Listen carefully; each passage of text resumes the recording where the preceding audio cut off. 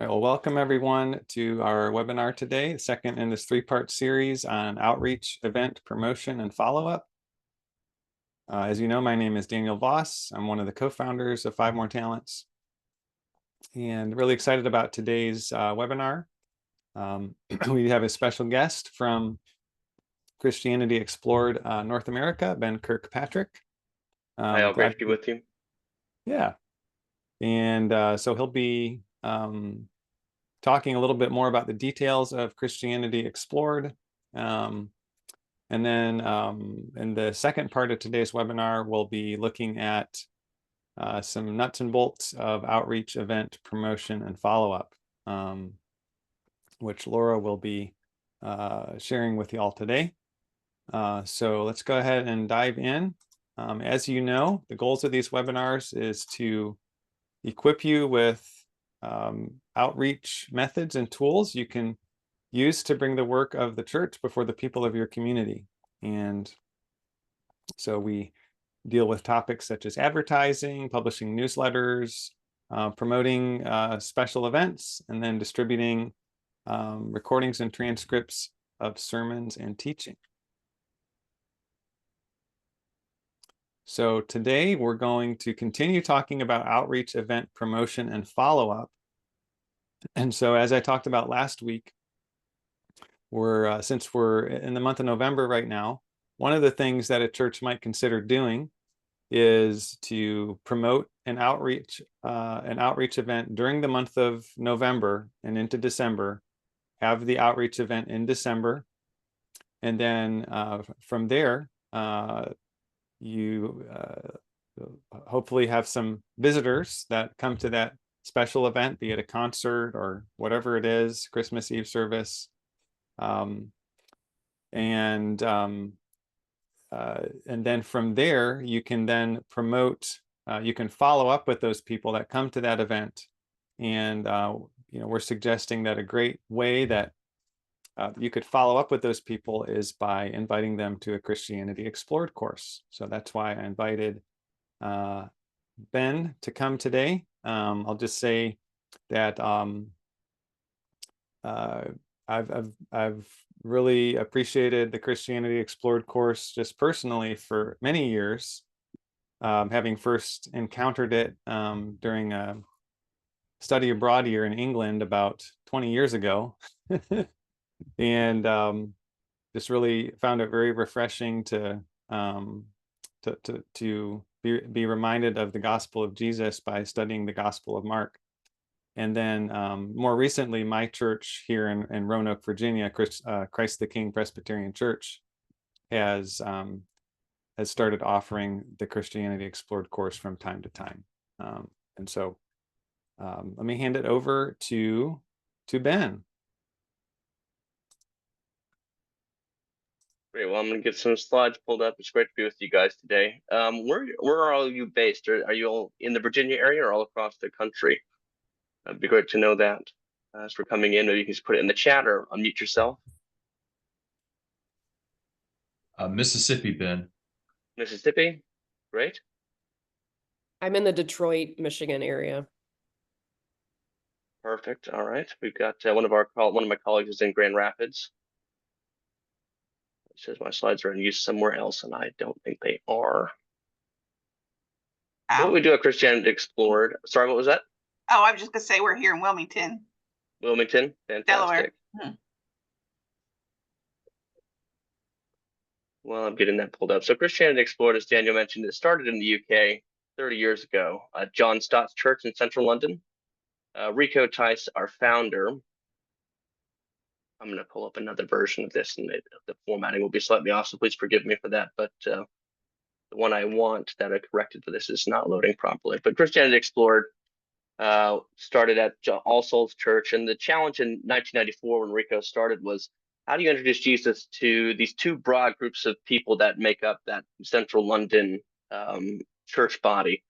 On the one hand, you had the people who were English and lived in that central London area, quite a posh area of London.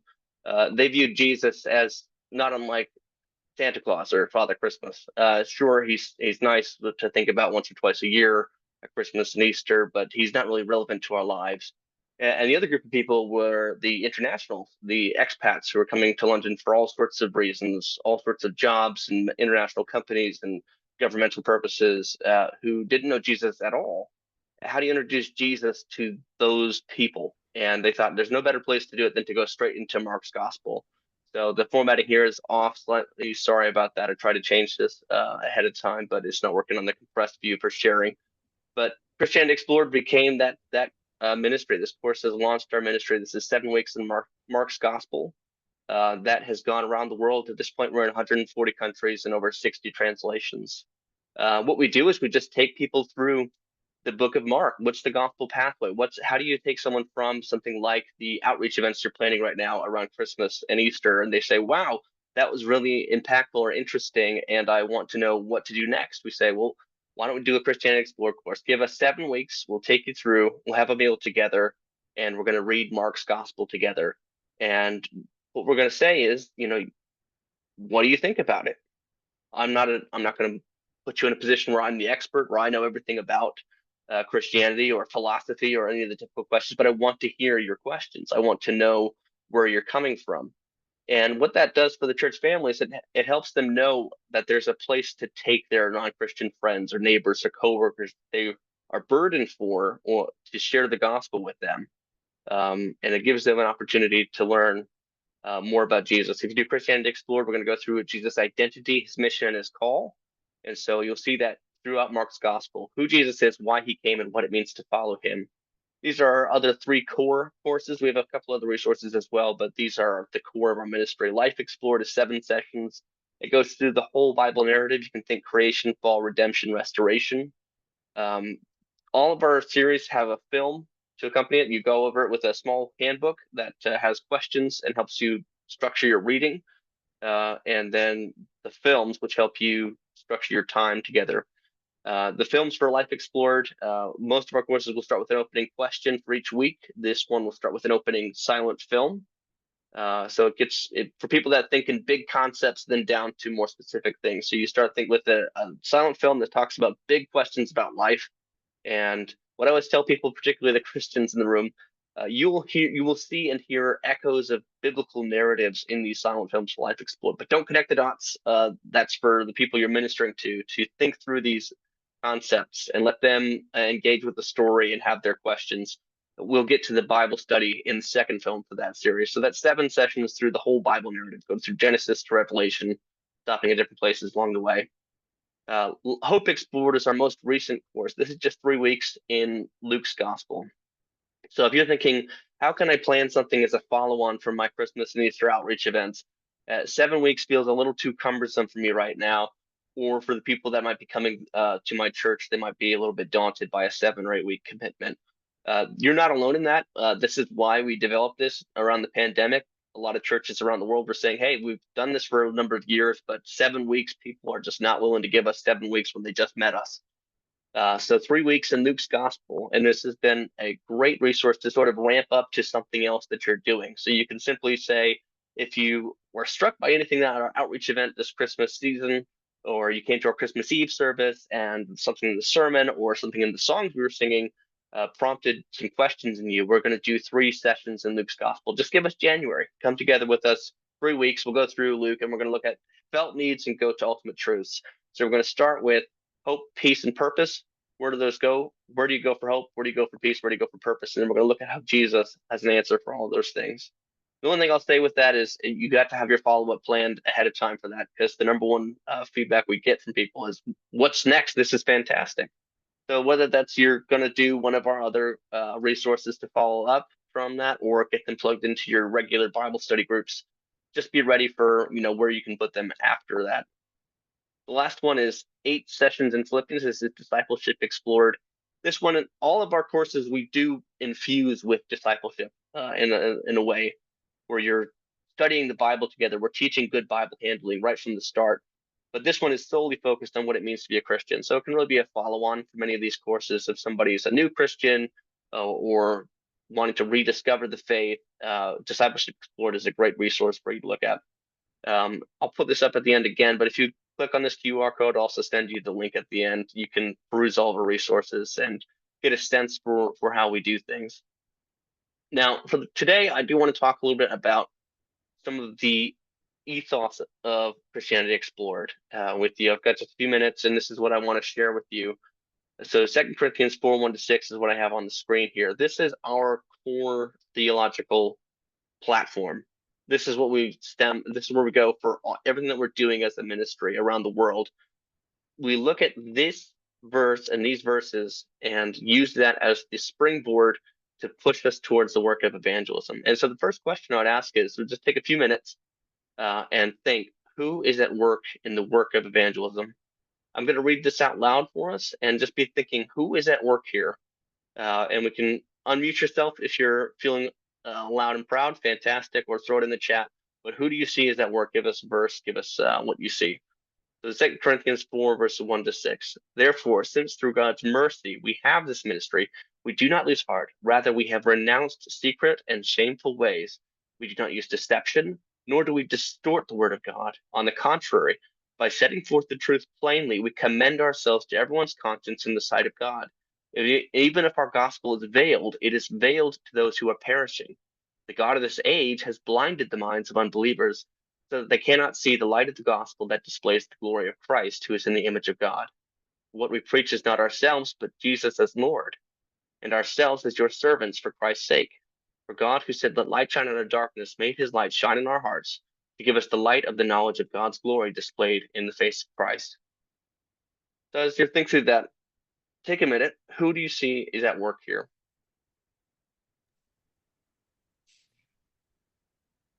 We are. We are. What verse? Verse 1 and 2. Mm-hmm. And what are we doing there? Not losing heart, proclaiming the gospel, being faithful. Mm-hmm. Yes. So what does it look like if we lose heart in sharing the gospel? What would that look like in our churches?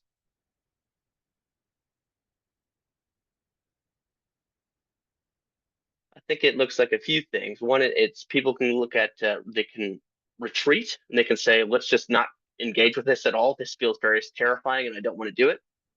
We can try to reconcile and we can say, well, let's maybe not go to those areas of the Bible or those verses where Jesus is quite so controversial. Maybe let's just try to make sure that this has a little bit of a facelift here so we can be putting out a better marketing campaign for Jesus. Another, we can look to the back. We can what's the word I'm looking for? We can want to recover. We can want to look back towards, the good old days when everyone went to church in Mississippi in the South, when the traffic jams were filling up the roads going into the church. And now we've lost that. We need to get back to this, and we can just be yearning for this past time that is no longer here. The last thing we can do is we can look to engage with people, and so we want to make sure that we're focusing on those things. The other thing I'd highlight from verse 4 is this is the mercy of God that we have this ministry. How many of us think of evangelism as a mercy from God that we get to be a part of this? It's a gift.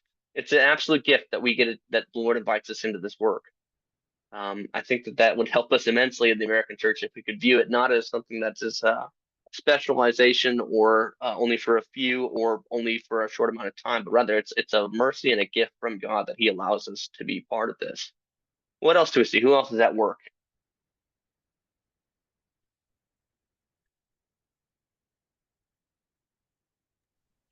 Satan, Satan. Very good. Where do you see that, brother? verse 4. Verse 4. And so he's the God of this age. And what has he done? Blinded the minds of the unbeliever. That's right. So the thing to keep in mind is you're entering not a neutral space whenever you go out and speak to people.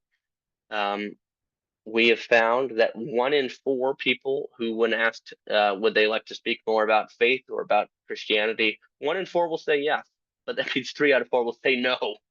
And it kind of reminds us of a parable of a sower. I think that's what Jesus says. Basically, you're going to have a lot of people are going to say no. And why is that? It's because there's a conflict. There's someone who's working actively to make sure that they're blinded Their eyes need to be open to this, and without that, interference can't happen. We've got from Chris, it is always the Holy Spirit is at work using His word to convict people. That is so right. Satan's also at work blinding people. So where do we see that the Holy Spirit is at work in this passage in convicting people?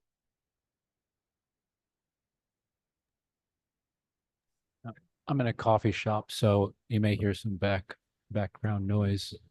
Mhm. I think it's throughout this passage, since Yep. through God's mercy, we have this ministry. It's God's mercy that He's given the Holy Spirit, and it's only by God's mercy that the word of Christ comes to convict and to encourage and to bring sinners to belief. So Right. throughout this passage, even though the name of the Spirit is not here, we know that it's He who is working constantly to bring sinners to Himself. Of course. And I think you can point to that. It's not expressly written as Chris has pointed out, but in verse 6, what do we see in verse 6?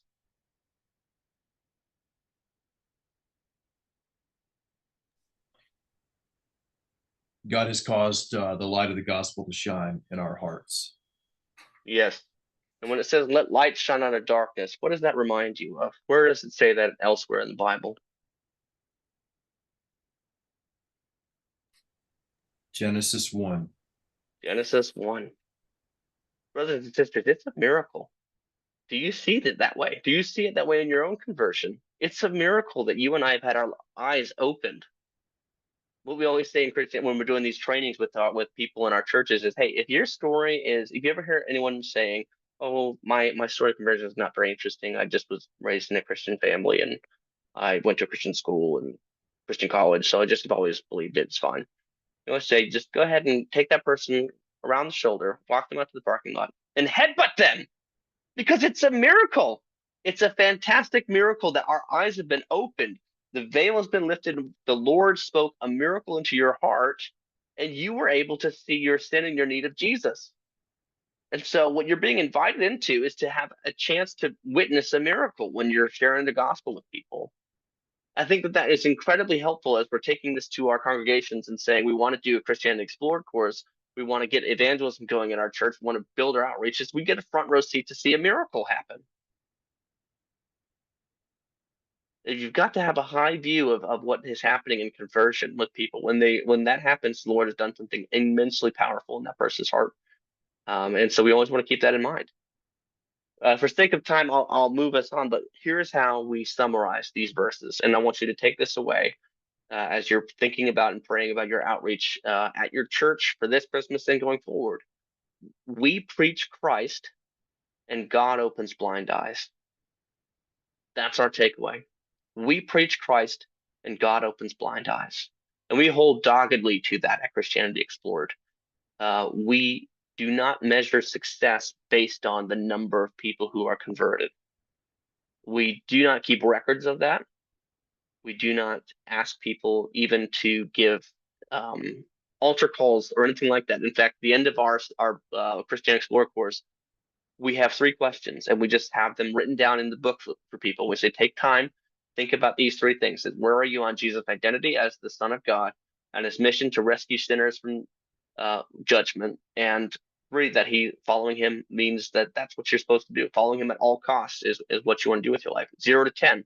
Where are you on that? And then we encourage them to say, if you were all 10s on that, please reach out to your table leader. We'd love to pray with you and talk about next steps. Or maybe if you were 0s on all of those at the start of this course, and now you're a 5 on all those, that's great. But that our job, what makes us successful, what makes you successful in your outreach is not how many people became Christians, how many people were converted, because that's simply not your department. What makes you successful is, did you preach Christ? Did you preach Christ as Lord? That's ultimately what we're looking for in Christianity Explored, and that's why we go to the gospel. It puts you in a position where you're not having to say, I'm the expert, but I'm just the sharer. Be able to just look at people and say, this is what is Jesus is saying in the gospel. What do you make of it? Excuse me, had to clear my throat there. So as we're looking to build a culture of evangelism, that's really our mission at Christianity Explored. We don't want to sell books to you. We want to build a culture of evangelism in your church, a self-replicating culture of evangelism where people are constantly bringing people into the church and having a sense of this is a duty that is not just for the pastor, but it's for the members of the congregation to be an active part of this. And we hold these three circles to be a part of that: God's sovereignty, gospel integrity, and our creativity. So we've got to hold that God is sovereign. It's his department that someone would be uh, experiencing the miracle of conversion. It's also God's sovereignty that allows people to be in our midst in the first place. Anyone that the Lord brings through your door this Christmas season, he has appointed for them to be there, whether they realize it or not. The people that live on the street next to you are there to meet you so that you can introduce them to Jesus, whether they realize it or not. From Acts 17, we see that the Lord has appointed everyone's times on this earth, and he has done all these things and set all these rulers where they are for the purpose of people reaching out and maybe finding Christ. And so we've got to hold form to that, and I hope that brings the word is confidence in your members and in the people you're working with in your church. Confidence to say the Lord has done this. He has put me in this position where I'm able to cross the pain line with somebody, ask them to come to our Christmas service, to point them to the registration page that we're setting up, to get things set up on our website, and join our church for whatever we're doing this Christmas season. God has put me in a position to be able to do this, and put that person in front of me for the chance to be able to introduce them to Jesus, give them the chance to meet him and see what the Lord does. The second is gospel integrity. So we're going to preach the whole gospel. We're not going to tamper with it. We're not going to lose heart, from the verse 2 of that passage. And so with Christianity Explored, any of our courses, you're going to hear the whole gospel. We're going to take you through all of what Jesus has to say in Mark, including the things that were controversial in his time and are still controversial today. That Jesus says, I'm here to bring you a rescue from your sin, and your sin is far more serious than you realize. If your right arm causes you to sin, you should cut it off, because there's a place called hell, and it's better for you to enter life maimed than to go to that place of judgment. When we do that, we blame it on Jesus. You know, that's the beauty of doing the Bible right in front of people, is you don't have to be the one that's saying, I think I'm the one who told you this. You can say, Jesus is the one who said that. The Jesus who you think is a good teacher and a good person, I agree with you, is a good person, but he's also warning you about something that's very serious. And he said it, not me. And that's what we definitely try to put people towards. He said it, I didn't say it, but I believe it's true. What do you think of it? And the last one is our creativity. And so that's what you guys are working on right now with Daniel, what you've been working on with your website processes and figuring out different ways to reach people online. We've got so many wonderful opportunities to use the tools of social media, of Facebook ads, but we've got to be holding firm to the gospel. So with my right hand, I'm holding firmly to God's sovereignty and gospel integrity. I'm rock solid on those things. I'm saying God is the one who's in control of this. He is the one who's in charge of the results, and I'm going to preach the whole gospel. But with my left hand, I'm reaching for people. I'm reaching. How can I find you? What are the ways that I can do this? Where do we need to set this up? Does the Christianity Explored course need to happen in somebody's home? Does it happen in the back of a restaurant? Does it happen in our church? It's just got to doing that work to say, what can we do to reach people? And you're thinking through that with your outreach events. What can we do to get people to recognize that we're a church here for you? We're for the community. Finding different ways to get people to have opportunities to follow a gospel pathway to Jesus. That's what we're trying to do. I'll pause for questions there, and I think for the sake of time, I'll leave it with those three things. So if you take anything away from this, I want you to remember that 2 Corinthians 4:1-6, we preach Christ and God opens blind eyes. And the second is, as you're building this culture, these three circles need to be a part of it. God's sovereignty, our gospel integrity, but our creativity is helping us to reach people.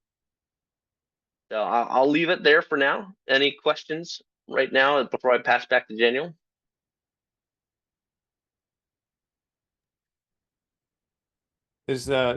Ben, thank you so much. I'm glad that you showed those three circles about God's sovereignty, gospel integrity, and our creativity, as well as going through 2 Corinthians 4 verses 1-6. It's just so helpful to be reminded of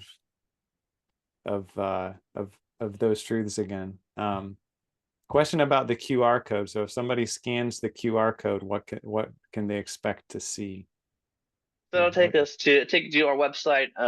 It's a landing page that we have that walks you through a few interesting parts of our ministry. It'll be a better formatted version of that breakdown of our courses. It will also allow you to sign up to our newsletter, and you can peruse things like our translation library and get a few articles as well from our global impact.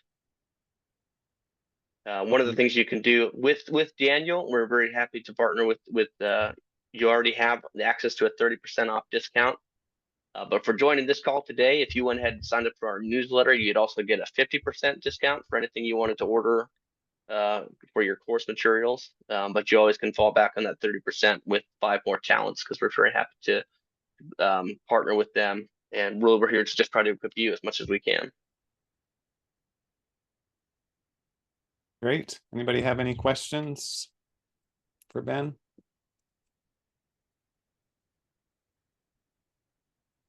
Just say, one of the things that my church that my wife and our kids and I are part of here in Virginia that we did, I guess it was maybe a couple of years ago, is offered the Christianity Explored course, and had multifaceted approach to inviting people. But one of the things that we did was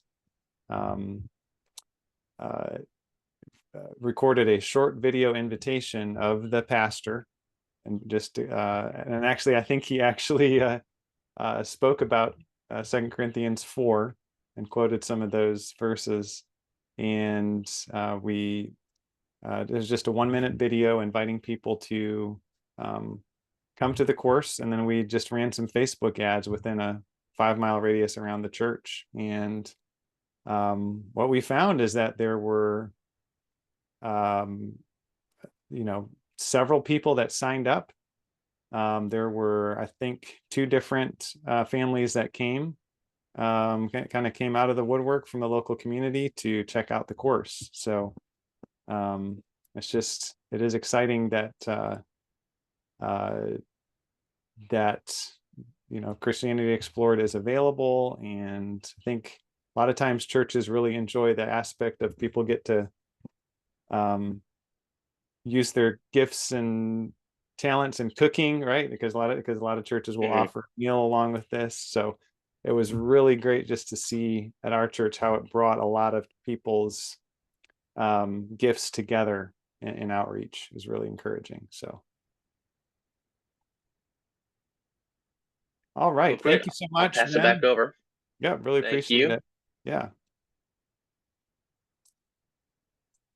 Not my share. Thanks all for having me, and feel free to, I'll drop my email in the chat as well if you have questions, or you can use the live chat function on our website that goes to me if you have more questions, and I'll do my best to get back to you. Great. Thank you so much. Thank you. Yep. All right, so we're gonna switch gears here and look at just some ways to promote an outreach event. So Laura is going to be presenting 4 different specific tasks today, 4 different steps. First one is how to save some time generating a sequence of social media posts. Second thing she'll be going over is how to create some images to accompany those posts.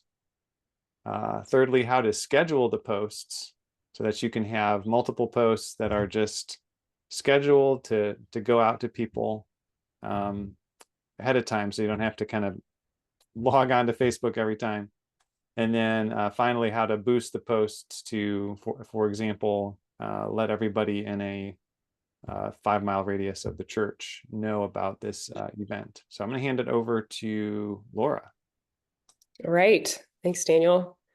Yes, so I'm going to share my screen and start with our first thing, which could be a little scary to some, which is talking about just the helpful use of AI and what it can do for us. So I think after each section, I'll open it up for questions, maybe if I went a little fast on something. But let's say you do have a Christianity Explored event or something like that. What I actually have here is a real event that's happening at my church, and that is a conference happening in April.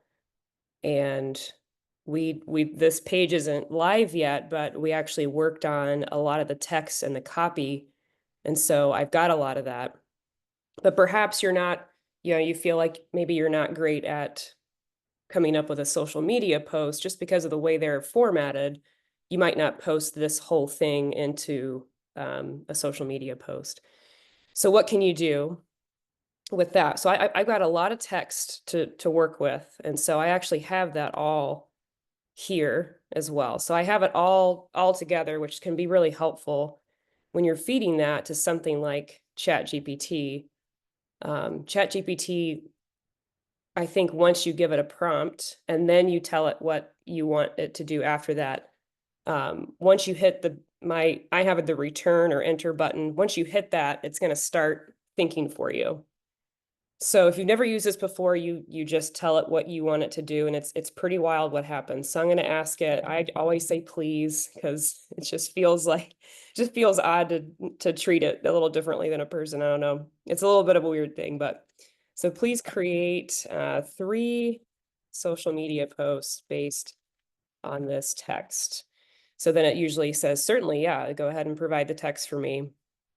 So this is all the text from that website. I just copy that and paste it in here. And let's see what happens. One, it created a save the date. See if I can keep it here. Immediately, save the date, mark your calendars. The Great Lakes Reformed Conference 2025 is coming on April 5th in Farmington Hills, Michigan. This year's theme, Christology. It came up with that based on just that. I don't think we have any. Oh, we have the word save the date.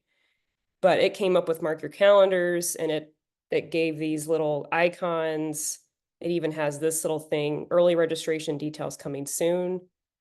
The next one, it talks about our speaker, Stephen Wellham. And then it talks about extra opportunities, which it got that from how we designed the website. We've got these things, meet and greet, single mingle, and becoming a sponsor. I just did this a little bit ago, and these are a little bit different than what it did even about an hour ago. So these can be really helpful to just copy and paste over. It even gives you hashtags, and you don't have to use all those. I think what we all would probably agree is just read through it, make sure that it makes sense. It's not perfect, but it can be a time saver. And this is not its own thoughtful process of words. It's actually your own words that you came up with, but it just formatted it in a way that makes sense for social media, for a social post, like on Facebook or Twitter. So that's really the first step in this sequence. Does anyone have any questions about using ChatGPT, or just,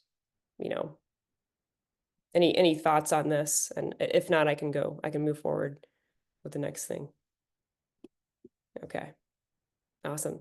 So I'm going to keep this open for later because this will be helpful for me. And again, you can, I believe if you create an account, you will have your ChatGPT questions saved over here on the left side. And when you log back in, you'll always see them. Or you can just save these in another document, and you can have that for later. So then let's say if you're on your church Facebook page, you do want to make a post, you can always come in here and just have a photo, and that is great. Sometimes that's all you need.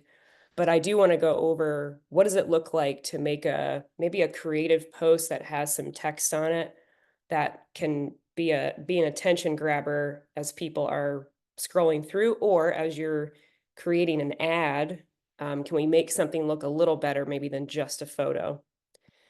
So what you can do, this is going to be a very brief overview of Canva. I really love Canva. Even having a pro version of Canva is very affordable. but I actually want to show you, even with a free version, what you can come up with. So let's say I still want to promote this, this particular event that we have, this conference. So right when you come into Canva, you can say create design, and Canva has these already formatted things for what you're looking for. So even if I type, you can see Facebook post right here, but even if I said maybe social media, it would probably give you a couple of options here. I'm going to just leave it back to the Facebook one though, because I want to do a specific Facebook ad. You see Facebook post. I'm going to do this one here, this 940 by 788. I think that's the right one. You can kind of play around with those, but thankfully Facebook, for mobile and for desktop usually shrinks and expands it for you. If you have trouble, again, you can come in here and try another one, but I'm going to go ahead and go with this one. And then you've got this area over here. This is, I don't know if that's just their design library. That's kind of what I like to call it. So over here in the design, you'll already see a couple things that start popping up. But I'm going to give it some words that you can see I've already done this. So I'm going to give it the word guest speaker as a keyword and see what happens. And you'll see there's a lot of different options that you can use. But if you have the free version, you'll need to just check out that some of them are going to have this crown, and that's for the pro version. And so if you click on that, it's going to tell you you have a 30-day trial of pro or you need to pay. But there are many that look great that are just free. So I'm going to pick this one. I liked this one because I like the circle that kind of matches what I've got with our keynote speaker here. I just like the circle look. So obviously it doesn't have the text that I want, so I need to change a lot of things. But the neat thing about Canva is it's very moldable. I can change the font. Maybe you have a specific font you have for your church. All of these are in caps, and you can go over here to the uppercase area and change that if you want. But it's got a really good setup for me. So I'm gonna change this a little bit. Let's see if I can do it pretty quick.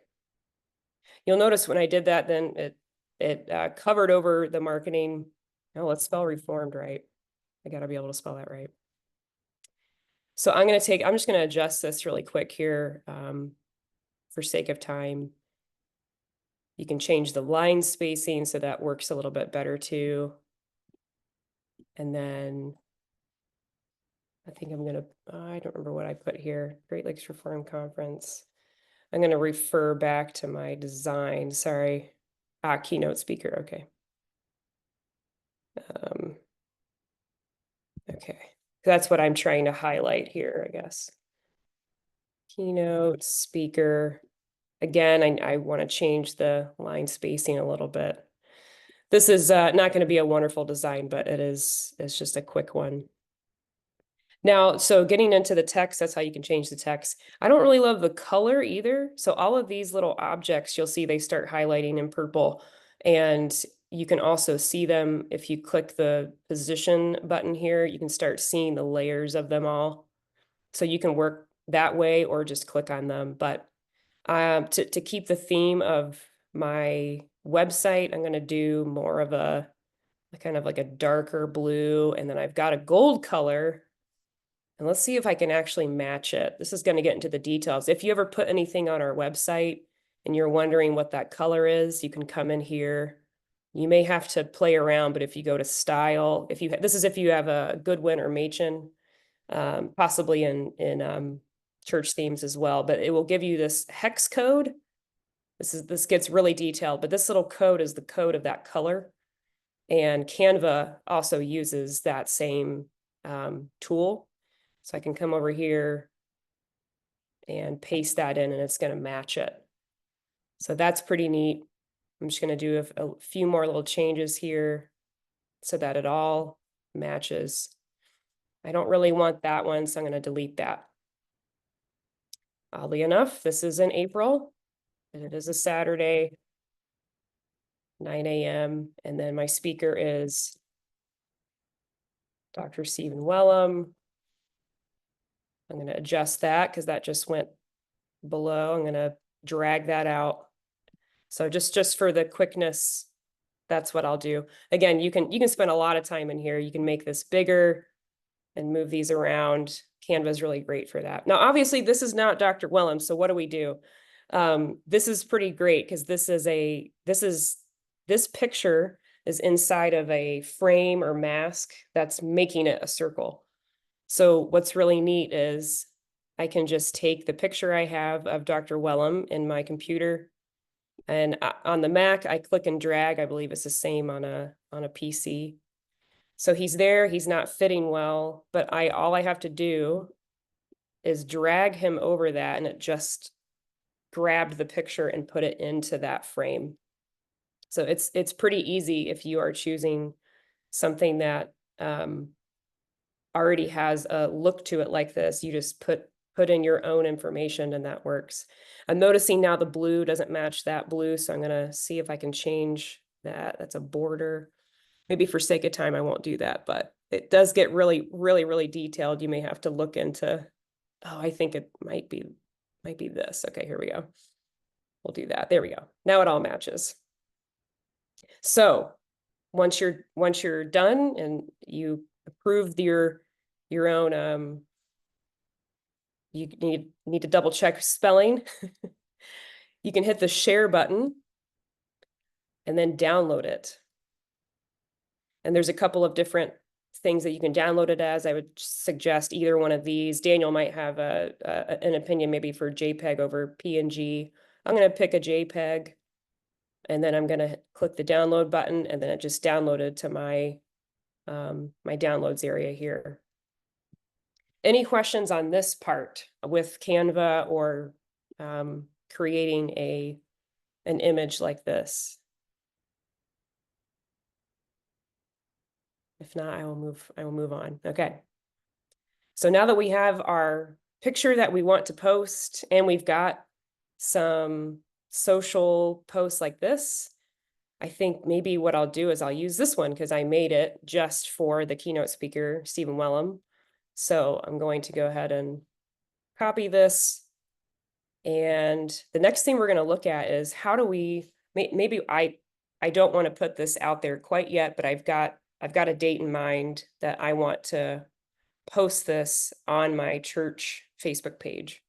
One of the first things is, of course, you have to have your personal page. So usually you're logged into your personal page. I'm going to leave it on here for now.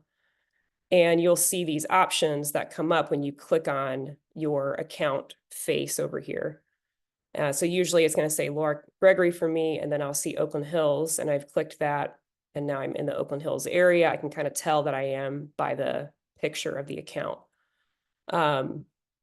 So where do we go to plan this for the future? You may not have ever opened the Meta area, and that I think that came into being maybe this past year or maybe in 2023, where you've got a lot more options. So let's just say, let me do a little flip just to present this, because I think this is the issue that has happened is you come in, oh, that's not going to work for some reason.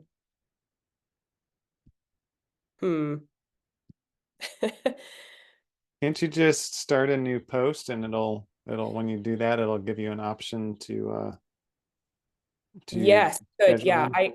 I was going to say when you okay, I'm going to hit cancel. Usually when you come into your church Facebook post or Facebook page, sorry, you may not see your church's profile, but you have to have that open. This is the only way I found this to happen. You have to have this profile open, and then you'll see on the left side, manage the page. So if that's not there for some reason, there's a little menu button, and then you'll see manage the page over on the left. And then what you want to open is this Meta Business Suite. There might be other ways to get to this. This is the way that the easiest way I found to get here. It's a little bit of a mystery how you open this up. So I'm going to open Meta Business Suite.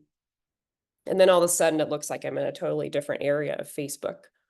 So this is where we can, for the following step, you'll look at ads. But for now, you can actually go in this planner area over here on the left. And let's say I want to make this post for Tuesday, November 26th. You can just click in here. I think you can also click schedule, but let's just see what happens if I just click in there for November 26th. It's going to ask me the time at first, so we can change this, but so maybe we can do 9:30 a.m. There's a little bit of information of what time is better, but apparently mornings I think are better on a weekday. So I like to work from the top to the bottom. And so I just try to go, okay, the media that it wants, I'm going to add that photo. So there it is, Great Lakes Reformed Conference. I think hopefully it spelled it right. Yeah. So there it is. It fits well. That's great.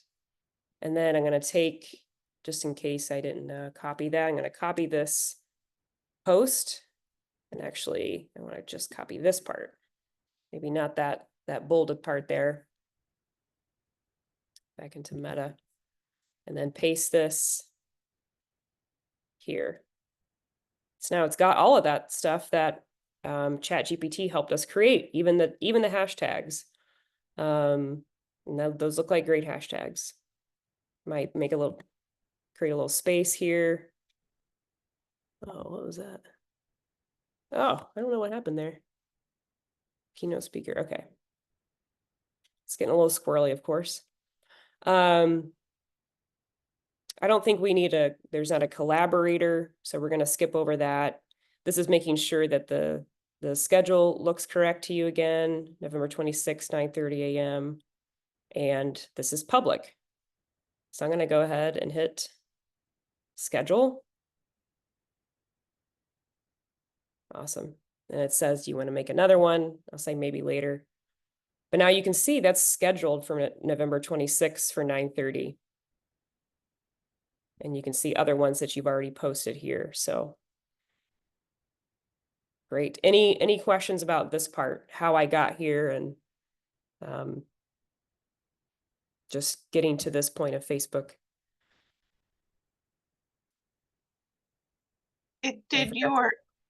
Yeah. Okay. You included the hashtags. Do you need to have an Instagram account for those hashtags to be used? And oh, so I've got these. So you're asking, can you ask that again? Well, we don't have, Emmanuel doesn't have an Instagram account. We just have a Facebook account. Okay. So so I'm just wondering if you would leave those hashtags there, or it would just be totally ridiculous. Well, I think hashtags also work for Facebook as well, because you can search by hashtag in Facebook. Okay. Yeah. And Twitter. I think it's all social media. And maybe Daniel, you can speak more to the benefits of hashtags if you know a little more about that. I mean, it's just if it's just kind of gives another clue to Facebook in this case, or whether you're using X or Instagram or whatever, that if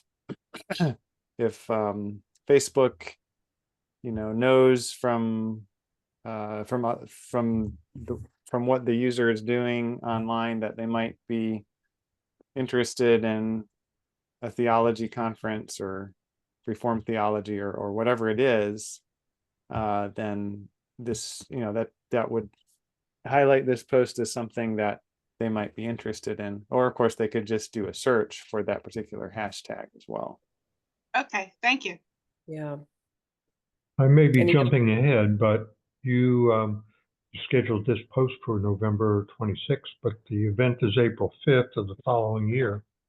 How frequently does this post exist, or is it perpetual?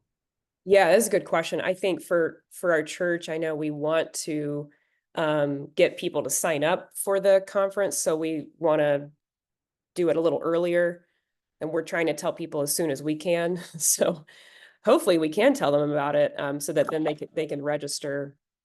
But this post is just once, and then I can create another one.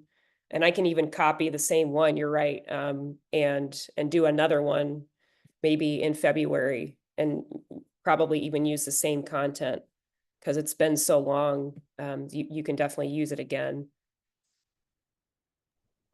So does that appear in your post timeline on the Yes. okay, and it gets pushed down by new ones. Right. It gets pushed down, so you have to post another one to make it appear at the top. Right. Yep, that's Okay. true. Yep. But you do bring up a good segue, unless anyone had another question or comment. Yeah, Ron brings up a good segue. You can boost this post, and then it can last for a few days in a row.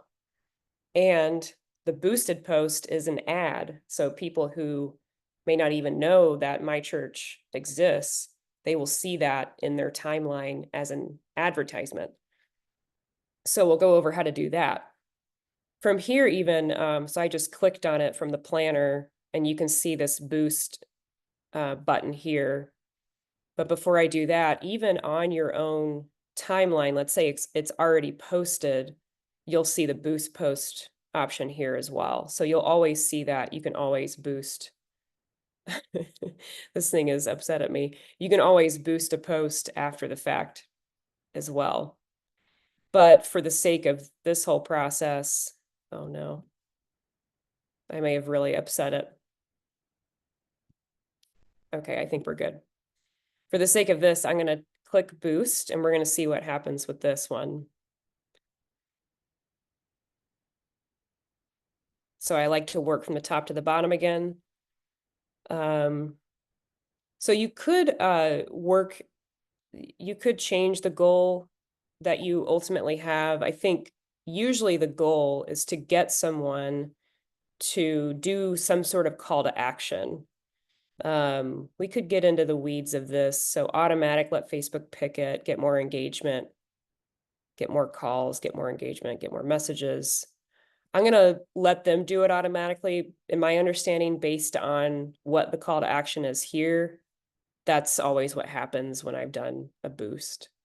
So the text is already there, working from the top to the bottom. That's great, because I've already created this post, so it's pretty much locked in. The thing that you want to change is this call to action, the button that's going to appear at the bottom when people receive the advertisement. So what I'm going to do is change this thing that says call now to learn more. And it says, oh, do you want them to go to a website? Yes, I do. And I know that this ending is going to be something like this, GLRC. So that's what I want the person to do. Once they see the ad, they'll see a little button that says learn more, and it will take them here. So that's my goal. The next thing, really important, audience. It says United States, minimum age 18. But you can get a lot more detailed than that. And that's really the goal. So what we do is in audience details, this little pencil is your edit button. I'm just going to check on time here. Okay. I'm going to click on that. I do want both. I want men and women. You can even change the age range. Maybe if your goal is to get younger people to come, you can do this. Now I'm going to remove the United States, and I'm going to get really granular. Of course, I forget my my church's address, but I'm just gonna do Farmington Hills. You can type a whole address in here. Farmington Hills, Michigan. 25-mile radius out of Farmington Hills. You can get a little bit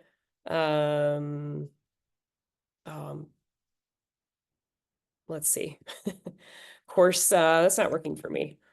It is going to automatically do a 25-mile radius. I think if you click on it, you might be able to change that radius. You're trying to figure out how to change the. Yeah, how to change the radius. Or maybe scroll down. There it is. There it is. It's right in below. the center. Yes, right in the center there. Okay.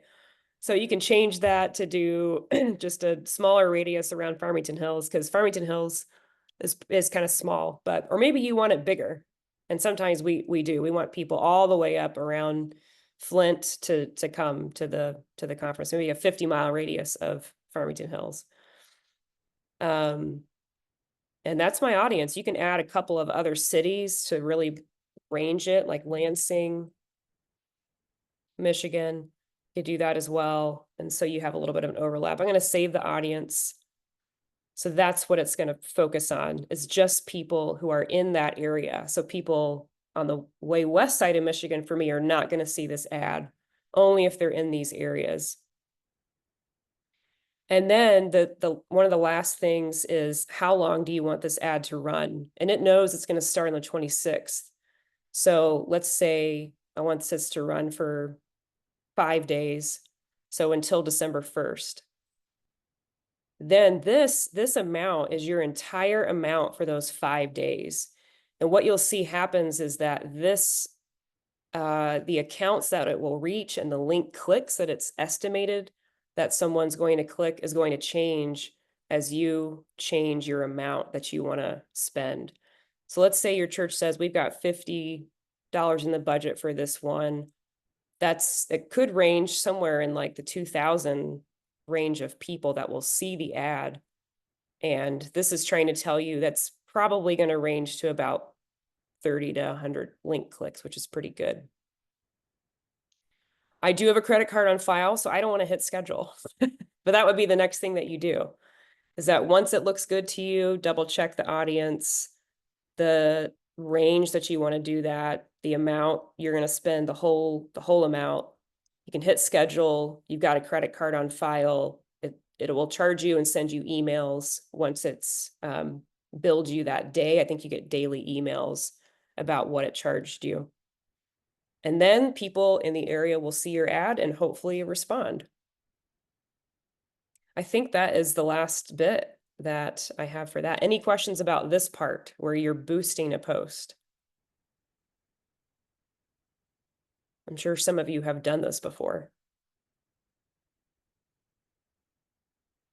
Oh, that's great. I have to just say, one of the things I'm thinking about, if you scroll down to where it says the link clicks, you know, like one of the things I started thinking about is, well, what's going to happen after that? Because that takes them to your website. And you know, a rule of thumb is that if they're interested enough to click on the link, then you know that they would have maybe one or two of them, or 1 or 2 out of every 100 would then actually fill out the form to register. Anyway, that's just pure speculation, but that's one of the things I was thinking about. Right. Yeah, that's probably true. Okay, there was something in the chat. Thank you, Sandy. Yeah. Oh, yeah. Yeah. Thanks, Sandy. Yeah, that's great. Awesome. All right. Well, thanks for coming, everybody. Let's see here.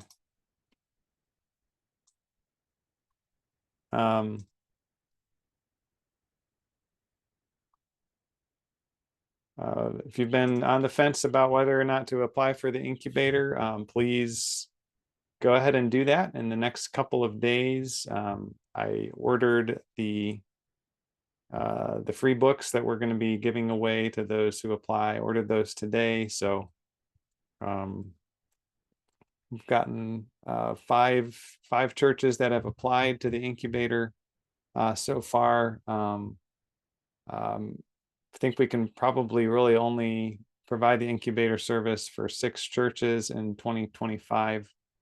So, so if you've been on the fence and you think you might want to just learn more about the incubator, you haven't applied yet, just go ahead and do that in the next couple days, and we'll be happy to send you a copy of these 3 books, which includes the Christianity Explored Leaders Kit, which has additional resources. You can learn more about that. So thank you all for coming today.